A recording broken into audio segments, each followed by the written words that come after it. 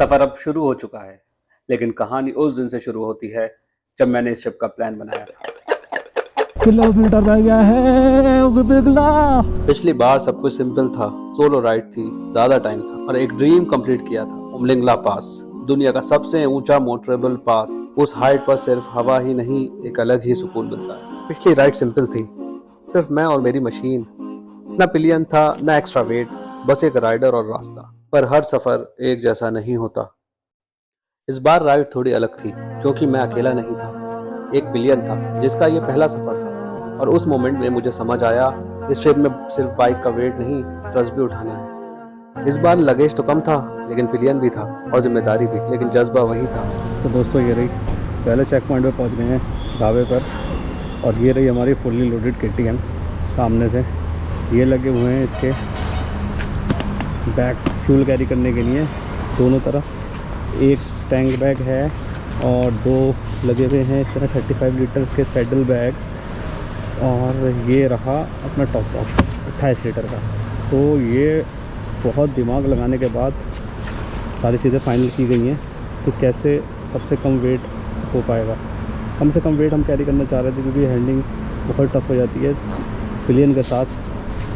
Pillion भी easily बैठा है, सामान भी हमने बहुत मिनिमम रखा है और ये कुछ ऐसी लग रही है। और जब सब सेट हो गया तो पता चला मैं तैयार हूँ। और फिर पहाड़ों की गजल की शुरुआत होती है, पहली बार किसी के साथ, लेकिन विद सेम जुनून और वही रास्ते और ठंडी हवाएं लेके नज़ारे और एक thought, this is finally happening. और राइड की शुरुआत होते ही पेट में चूहे कूदने लगते हैं। और गुलशन ढाबा वो बेहतरीन ढाबा है जहाँ जर्नी का मजा आने लगता है। तो दोस्तों अब कुछ पेट पूजा करने का टाइम है, भूख लग रही है। हालांकि 1 घंटे में पहुंच गए हैं हम 70 किलोमीटर, लेकिन अब हमें खाना है कुछ। दोस्तों निकल गए हैं भूषण ढाबा से, पेट पूजा कर कर। बढ़िया था खाना, चाय भी पी ली थी, वो तो ज़रूरी है। और दोस्तों जैसे जैसे मनाली की तरफ बढ़ रहे हैं, 390 किलोमीटर बचा है, मौसम अच्छा हो रहा है। थोड़ा अभी तो धूप आ रही है, लेकिन मौसम बहुत अच्छा हो रहा है भाई। पहले दिन का माइलस्टोन अचीव कर चुके थे, 500 किलोमीटर दिल्ली टू मनाली पहुंच चुके थे पहले ही दिन। तो ये हमारे लिए एक बड़ा अचीवमेंट था। थोड़ी थकान थी, थोड़ा एक्साइटमेंट था और सीधा पहाड़ों का स्वैग। मनाली में घुसते ही हॉट एयर बलून्स दिखे शाम के टाइम, जो बहुत सुंदर लग रहे थे देखने में। अटल टनल पहुंचते ही सिक्योरिटी ने 15 मिनट के लिए हमें रोका। 15 मिनट के बाद सारा ट्रैफिक छोड़ा गया और अटल टनल से निकलते ही जो नज़ारे थे वो अब अल्फाजों में बयान नहीं कर सकते। और ये हमारे एक वार्म अप की तरह था, क्योंकि अब डिफरेंट टेरेन में हम एंटर हो चुके थे और कीलोंग तक हमें पहुंचना था। राइड छोटी थी क्योंकि बॉडी को एक्लेमेटाइज होना था। इस होटल में हम रुके हैं, होटल नलवा। लास्ट टाइम रुके थे, काफ़ी अच्छा खाना था इसमें, मज़ा आ गया था और एकदम धूप ख़त्म हो गई है। कीलोंग में जाकर एक कोजी से होटल में रुके, जिनका अपना रेस्टोरेंट भी था और व्यूज़ भी वहाँ से बहुत अच्छे थे। दोस्तों कल मनाली से कीलोंग पहुंच गए थे हम आज मनाली रुककर, और यहाँ कीलोंग में हमने रूम लिया है, डिसेंट सा रूम है। अच्छी बात यह है एक सेक्शन है ये, और उसके आगे और सेक्शन है इसके अंदर। यहाँ खा पी सकते हैं बैठ के। और इसकी बालकनी, ये बालकनी है इसकी, और इसका व्यू कुछ ऐसा है, ये देखें। कभी कभी कंफर्ट नहीं, सिर्फ एक विंडो चाहिए होती है जहाँ से माउंटेन्स नजर आए। लंच बालकनी में मिला, सामने वो रॉ अनटच्ड लैंडस्केप्स और प्लेट में वो घर जैसा खाना, मज़ा ही आ गया। तो दोस्तों कीलोंग में खा पी कर जहाँ हमने खाए थे वहीं पड़े हुए हैं, और अपने पीछे का नज़ारा कुछ इस तरीके का है। बादल आ रहे हैं, धुंध हो रही है काफ़ी ज़्यादा, ठंडी ठंडी हवा चल रही है, बहुत पीसफुल जगह है। इवन चिड़ियों की आवाज़ भी सुनाई दे रही है, पानी की आवाज़ सुनाई दे रही है, कोई शोर नहीं है, कोई पॉल्यूशन नहीं है, और साथ में हमारी चल रही है चाय।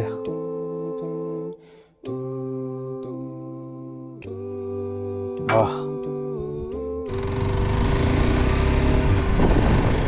कीलोंग छोटा सा स्टॉप था, लेकिन ये वो जगह थी जहाँ से लगा कि ट्रिप ने एक्चुअल शेप लेना शुरू किया। सुकून, व्यू और थकान सब एक ही फ्रेम में मिल गया था।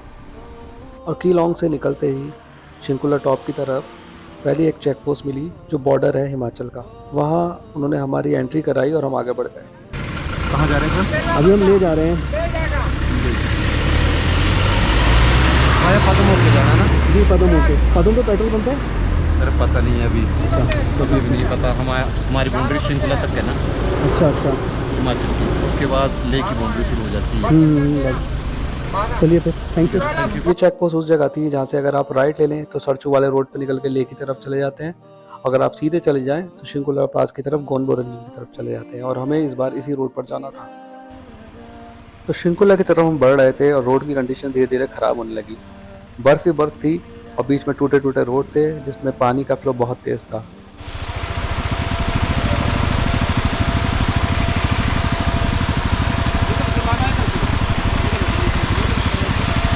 यहाँ से उतार दूँ?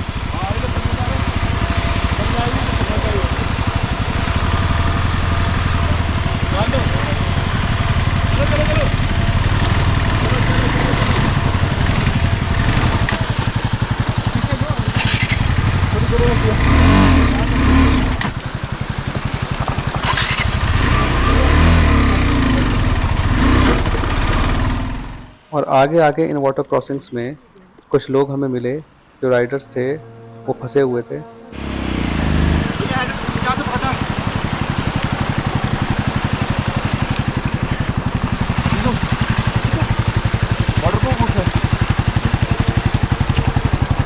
चलिए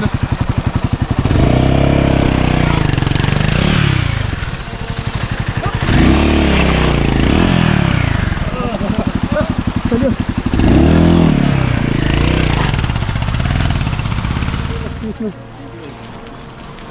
आपने तो नहीं निकाली भाई। कहाँ जा रहे हैं आप? ले नहीं बॉम्बो से वापस जाएंगे, 3 दिन की छुट्टी मिली है।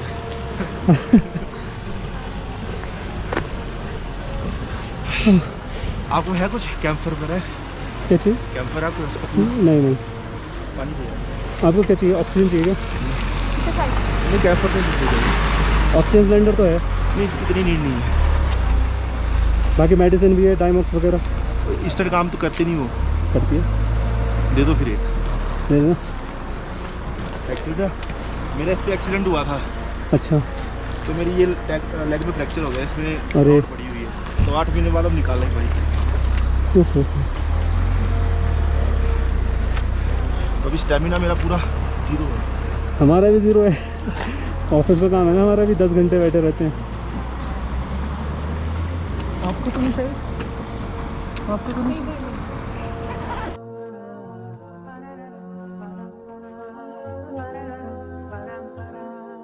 तो अब आगे का रास्ता हम तीनों राइडर ने 3 बाइक्स ने मिलके गोंडबो रंजन तक का तय किया। भाई अभी वाटर क्रॉसिंग कर दिया और पूरा शिंकुला सब में पानी बह रहा है।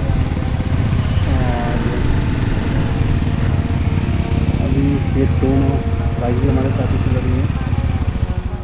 हर तरफ बर्फ थी, बाइकर्स के लिए ब्लेस, लेकिन मशीन के लिए एक टेस्ट। जैसे जैसे वाटर क्रॉसिंग्स आ रही थी, मन में सवाल आ रहे थे, अब आगे और क्या मिलेगा, अब आगे और क्या होगा। लेकिन हमारे इरादे थे मजबूत और हम रुकने वाले नहीं थे। ये टेस्ट सिर्फ हमारे ही नहीं, और लोगों के लिए भी था। और इन रास्तों पर एक दूसरे का साथ देना बहुत ज़रूरी हो जाता है। यही एक राइडर की पहचान है। तेज़ हवाओं और बर्फ़ के बीच जैसे जैसे हम शिंकुला की तरफ बढ़ रहे थे, वैसे वैसे हमारे इमोशंस भी गहरे होते जा रहे थे। क्योंकि ट्रिप के दूसरे दिन ही 16,000 फीट पर हमें जाना था, और वो था शिंकुला पास। और जब हम वहाँ पहुँचे तो एक अजीब सी शांति महसूस हुई। ना ड्रोन, ना फिल्टर, सिर्फ एक वाइब जो कैमरा में नहीं, दिल में रिकॉर्ड होती है।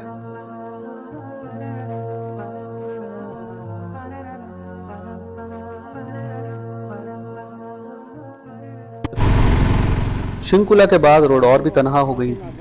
बस हम, बाइक और वो हवा जिसमें सिर्फ साइलेंस गूंजता था। और फिर सामने आई एक ऐसी चीज जो सिर्फ माउंटेन नहीं है, वो एक प्रेजेंस थी, गोंडबो रंजन। और जब हम वहां पहुंचे तो एक अजीब सी शांति महसूस हुई। ना ड्रोन, ना फिल्टर, सिर्फ एक वाइब जो कैमरा में नहीं, दिल में रिकॉर्ड होती है।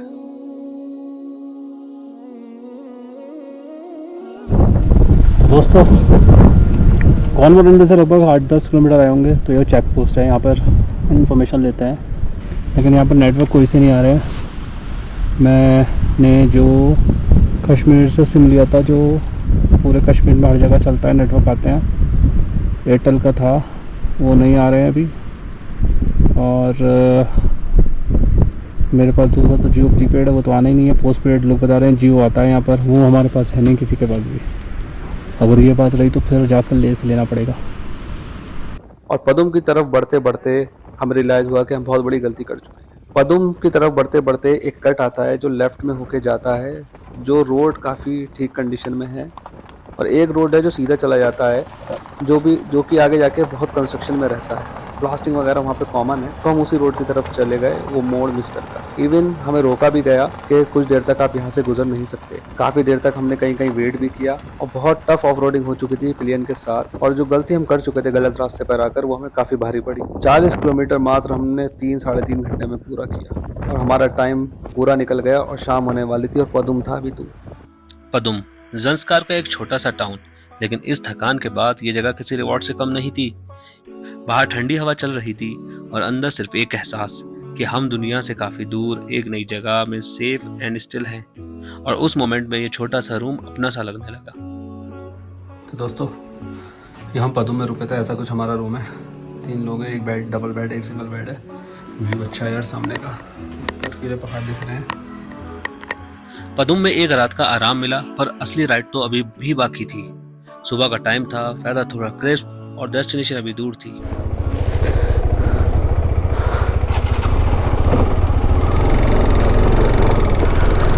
तो दोस्तों, गुड मॉर्निंग फ्रॉम पदुम।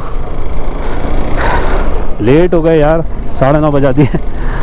8 बजे का टारगेट का 9:30 बजाए हैं। उठ तो 6:30 बजे गए थे, लेकिन फिर 7 बजे उठे, फिर लेट हो गया यार सामान लगाने में, ब्रेकफास्ट। लंबा रूट है आज, कारगिल होकर हम जाएंगे।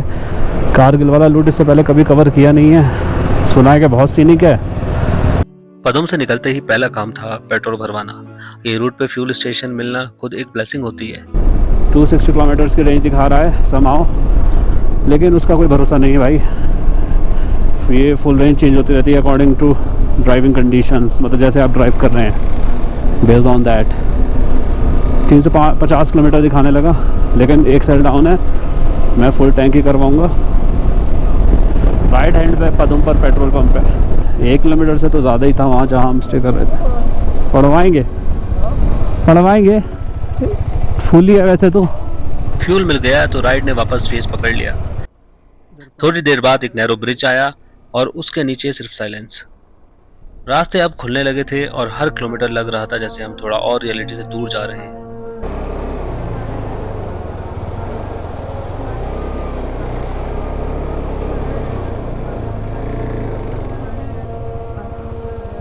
ब्रिज क्रॉस करने के बाद कुछ ही देर में एक और रिमाइंडर मिल गया कि ये रोड्स अब भी वाइल्ड है। थोड़ा पानी, थोड़ा बैलेंस और पूरा भरोसा अपनी राइड पे। पदुम से थोड़े से किलोमीटर चलने के बाद हमें ये रियलाइज हुआ कि ये रास्ता सबसे ज्यादा सीनिक होने वाला है, क्योंकि जो लैंडस्केप्स आ रहे थे वो बहुत ही खूबसूरत थे। और ज़ंस्कार कारगिल रोड पर चलते चलते हमें मिला ड्रांग ड्रंग ग्लेशियर, जो कि लद्दाख का दूसरा सबसे बड़ा ग्लेशियर है और बहुत खूबसूरत है। और आगे बढ़ते बढ़ते हमें पेंसिला पास भी मिल गया। दोनों तरफ से बर्फ से ढका हुआ था और बीच में से हम निकल रहे थे। और खूबसूरती का तो क्या कहने, जो फीलिंग आ रही थी वो बता नहीं सकते। दिमाग एकदम फ्रेश हो चुका था। दोस्तों देखो, ऊपर धूल उड़ रही है, या तो लैंडस्लाइड हो रही है या फिर ब्लास्टिंग हो रही है। कुछ तो हो रहा है, ब्लास्टिंग हो रही है। ब्लास्टिंग का दोनों देखो, सब ब्लास्टिंग से टूटा हुआ है सारा।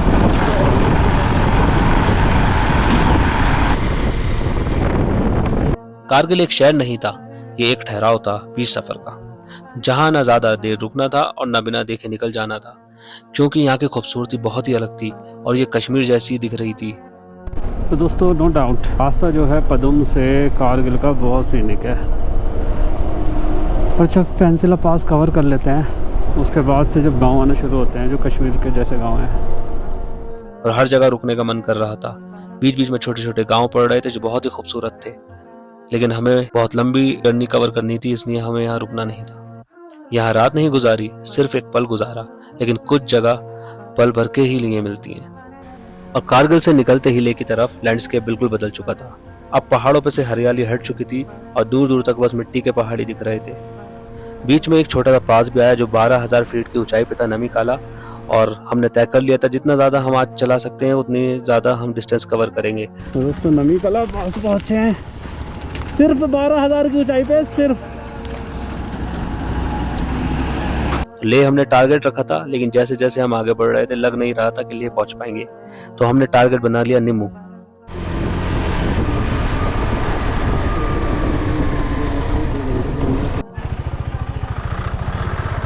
रास्ते सिर्फ हमारे लिए नहीं थे, ये भी मुसाफिर हैं अपनी राह में अपने वक्त पे।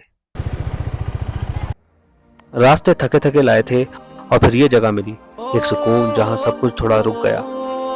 एक सिंपल सा रूम, छोटा सा डाइनिंग एरिया और बाहर वही ठंडी हवा। कभी कभी बस इतना ही काफी होता है, एक जगह जहां कुछ देर के लिए सब कुछ ठीक लगे। निम्मू का ये होटल सिर्फ एक स्टॉप नहीं था, ये एक एहसास था कि हम सेफ हैं। निम्मू के इस होटल में कब सोए और फिर कब उठे इस बात का पता नहीं चला।